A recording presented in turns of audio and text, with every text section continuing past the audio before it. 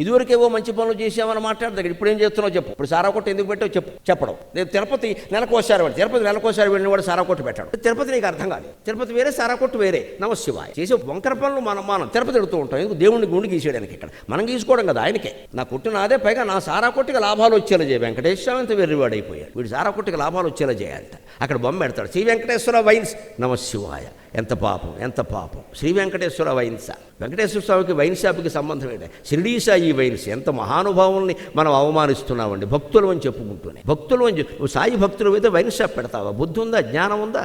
సాయిబాబా చెప్పింది ఏమిటి, నువ్వు చేస్తున్నది ఏమిటి? సమాజం నాశనం అయిపోయినా పర్వాలా, మనకి వ్యాపారాలు జరగాలి, మనకి లాభాలు రావాలి. అందుకు సాయిబాబా మహిమని, వెంకటేశ్వర స్వామి మహిమని కూడా ఉపయోగించుకోవాలి. నేను అందుకే ఎక్కువ మందితో ఫోటోలు దిగను. వీడు ఎప్పుడో వైన్ షాపులో పెడతాడు, పట్టుకెళ్తాను. పైగా గురువు గారు బొమ్మట్టే కలిసి వచ్చిందన్నాడు. ఇదో అప్రతిష్ట.